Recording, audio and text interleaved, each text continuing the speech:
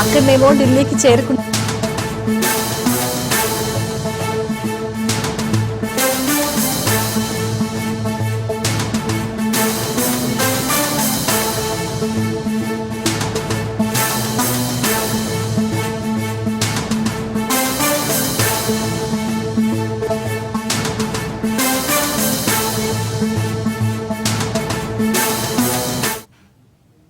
Breaking news చూస్తున్నాం. ఢిల్లీకి చేరుకున్న సీఎం రేవంత్ రెడ్డి అధిష్టాన పెద్దలతో సమావేశమయ్యారు. హైకమాండ్ తో ఆర్థిక పౌర సరఫరాల శాఖల మార్పుపై చర్చిస్తున్నారు. మున్సిపల్ విద్యాశాఖతో పాటు ఇతర శాఖల కేటాయింపుపై కూడా చర్చ కొనసాగుతోంది. శ్రీధర్ బాబుకు ఐటీతో పాటు ఇతర శాఖలు కేటాయించే అవకాశం ఉన్నట్లు సమాచారం. అదేవిధంగా 3 నూతన మంత్రులు ఎంపికైన సందర్భంగా వారికి కేటాయించాల్సిన శాఖలపై చర్చించనున్నట్లు తెలుస్తుంది. పార్టీ పదవులపైన సైతం అధిష్టానంతో చర్చిస్తున్నారు ముఖ్యమంత్రి రేవంత్.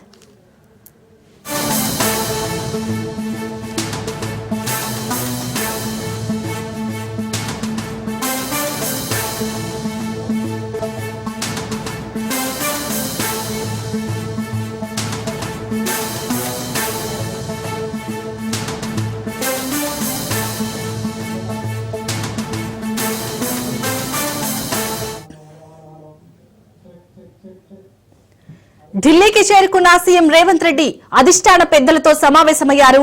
హైకమాండ్ తో ఆర్థిక పౌర సరఫరాల శాఖల మార్పుపై చర్చిస్తున్నారు.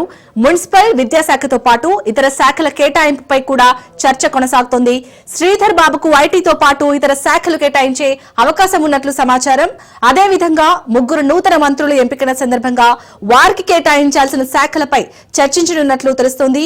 పార్టీ పదవులపైన సైతం అధిష్టానంతో చర్చిస్తున్నారు ముఖ్యమంత్రి రేవంత్.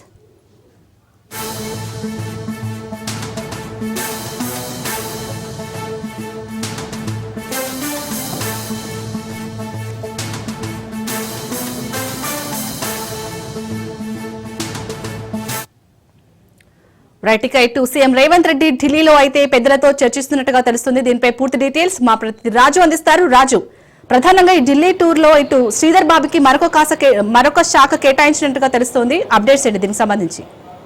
యశాలని సీఎం రేవంత్ రెడ్డి కొద్దిసేపటి క్రితమే ఢిల్లీకి చేరుకున్నారు. దీనికి సంబంధించి నిన్న 3 మంత్రులుగా ప్రమాణ స్వీకారం చేసినటువంటి ఎవరైతే ఉన్నారో వీరికి శాఖల కేటాయింపుపై ప్రధానంగా అధిష్టానంతో చర్చించేందుకు రేవంత్ రెడ్డి ఢిల్లీకి వెళ్లడం జరిగింది. అదేవిధంగా ఈ యొక్క కొత్త మంత్రులకు శాఖల కేటాయింపు ఇప్పటికే ఏవైతే సీఎం రేవంత్ రెడ్డి దగ్గర ఉన్నటువంటి 10కి పైగా శాఖలు ఏవైతే ఎవరికి కేటాయింపని శాఖలు ఏవైతే ఉన్నాయో ఆ శాఖలను కేటాయిస్తారా, లేదంటే పాత మంత్రులకు ఉన్నటువంటి శాఖలను కొంతమందికి కోత విధించి కొత్త మంత్రులకు ఇస్తారా అనే చర్చ అయితే కొనసాగుతా ఉంది. ఇప్పటికైతే దీనికి సంబంధించి అధిష్టానంతో మాట్లాడిన తర్వాత, అధిష్టానంతో చర్చించిన తర్వాత ఒక క్లారిటీ వచ్చే అవకాశం ఉన్నట్టుగా కూడా తెలుస్తూ ఉంది. ప్రస్తుతం అయితే మంత్రిగా కొనసాగుతున్నటువంటి ఐటీ శాఖ మంత్రి, భారీ పరిశ్రమల శాఖ మంత్రి ఉన్నటువంటి శ్రీధర్ బాబుకు మరిన్ని శాఖలు ఇస్తారని చెప్పేసి కూడా ఒక ప్రచారం అయితే కొనసాగుతూ ఉంది. అదేవిధంగా సివిల్ సప్లై శాఖ ఏదైతే ఉత్తమ్ కుమార్ రెడ్డికి ఇరిగేషన్ శాఖతో పాటు అదనంగా ఉందో, సో ఈ సివిల్ సప్లై శాఖను కూడా మార్చే అవకాశం ఉన్నట్టుగా కూడా తెలుస్తూ ఉంది. అదేవిధంగా ఇప్పటికే ప్రస్తుతం ఫైనాన్స్ శాఖను కూడా మార్చాలా అని చెప్పి కూడా ఒక ఆలోచనలో ఉన్నట్టుగా కూడా తెలుస్తూ ఉంది. డిప్యూటీ సీఎం భట్టి విక్రమార్కకు ఉన్నటువంటి ఆర్థిక శాఖను కూడా మారిస్తే ఏ విధంగా ఉంటుంది అన్న లెక్కలు కూడా వేసుకుంటున్నట్టుగా కూడా తెలుస్తూ ఉంది. అదేవిధంగా ఈ 3 మంత్రులకు ఎవరైతే నిన్న ప్రమాణ స్వీకారం చేసినటువంటి గడ్డం వివేక్ వెంకటస్వామి కావచ్చు, అదేవిధంగా అడ్లూరి లక్ష్మణ్, అదేవిధంగా వాకిటి శ్రీహరి, ఈ 3కి కూడా సీఎం రేవంత్ రెడ్డి దగ్గర ఉన్నటువంటి శాఖలతో పాటు పాత మంత్రుల దగ్గర ఉన్నటువంటి కొన్ని శాఖలను వీళ్ళకి ఇచ్చే అవకాశం ఉన్నట్టుగా కూడా జోరుగా అయితే పొలిటికల్ సర్కిల్స్లో చర్చ అయితే కొనసాగుతూ ఉంది. రేవంత్ రెడ్డి ఢిల్లీ పర్యటనలో వీటిపై ఒక క్లారిటీ అయితే వచ్చే అవకాశం మనకు కనిపిస్తూ ఉంది. ఇక మంత్రులకు పోర్ట్ఫోలియోల కేటాయింపుతో పాటు అదేవిధంగా ఇప్పటికే పెండింగ్లో ఉన్నటువంటి పీసీసీ కార్యవర్గానికి సంబంధించినటువంటి పదవుల పెండింగ్పై కూడా అధిష్టానంతో చర్చలు జరుపుతారని చెప్పేసి తెలుస్తూ ఉంది. ఈ యొక్క చర్చల్లో ఇప్పటికే చాలా కాలంగా 7.5 నెలలుగా పెండింగ్లో ఉన్నటువంటి పీసీసీ వర్కింగ్ ప్రెసిడెంట్లు కావచ్చు, కార్యదర్శులు కావచ్చు, ఇతర పదవులు కావచ్చు, ఇవన్నీ కూడా పెండింగ్లో ఉన్నాయి. ఆశావాహులు ఎక్కువ సంఖ్యలో ఉన్నారు. వాళ్ళందరినీ కూడా బుజ్జగించేందుకు ఖచ్చితంగా పదవులను వీలైనంత తొందరగా కూడా ప్రకటించాలని చెప్పి రేవంత్ రెడ్డి అధిష్టానాన్ని కోరే అవకాశం కనిపిస్తూ ఉంది. అదేవిధంగా చాలా వరకు కూడా కార్పొరేషన్ చైర్మన్లు కానివచ్చు, ఇతర పదవులు కావచ్చు పెండింగ్లో ఉన్నాయి. కాబట్టి వీటన్నిటిపై కూడా సీఎం రేవంత్ రెడ్డి పర్యటనలో ఒక క్లారిటీ అయితే వచ్చే అవకాశం కనిపిస్తూ ఉంది. ఈ నామినేటెడ్ పదవులు కావచ్చు, కొత్త మంత్రులకు మంత్రిత్వ శాఖల కేటాయింపు కావచ్చు, ఇవన్నీ కూడా సీఎం రేవంత్ రెడ్డి అధిష్టానంతో చర్చించిన తర్వాత ఒక క్లారిటీ వచ్చే అవకాశం ఉన్నట్టుగా కూడా ఇప్పటికే కాంగ్రెస్ పార్టీ గాంధీ భవన్ వర్గాలు కావచ్చు, సెక్రటేరియట్ వర్గాలు కావచ్చు ఒక చర్చ అయితే కొనసాగుతూ ఉంది. ప్రధానంగా మంత్రుల శాఖల కేటాయింపుపైనే ప్రధానంగా ఎక్కువ అయితే దృష్టి కేంద్రీకరించినట్టుగా కూడా తెలుస్తూ ఉంది. ఎందుకంటే మంత్రులకు వీలైనంత తొందరగా శాఖలు కేటాయించాలని మంత్రివర్గ విస్తరణలో ఎవరైతే ప్రమాణ స్వీకారం చేసిన రోజునే తొందరగా శాఖల కేటాయింపు ఉంటుంది. కానీ ఇంకా కూడా శాఖలు కేటాయించలేదు కాబట్టి సో వీలైనంత తొందరగా శాఖలు కేటాయించాలని చెప్పి కూడా ప్రభుత్వం కూడా చూస్తున్నట్టుగా కూడా తెలుస్తూ ఉంది. ఢిల్లీ పర్యటన తర్వాత రేవంత్ రెడ్డి పర్యటన తర్వాత ఒక క్లారిటీ వచ్చే అవకాశం కనిపిస్తుంది. ఇక మరొక వైపు స్థానిక సంస్థల ఎన్నికలు కూడా వీలైనంత త్వరగా రాష్ట్రంలో నిర్వహించాలని రాష్ట్ర ప్రభుత్వం ఇప్పటికే భావిస్తూ ఉంది. కాబట్టి దీనికి సంబంధించి ఇప్పటికే రాష్ట్రంలో 2 భారీ బహిరంగ సభలను ఏర్పాటు చేయాలని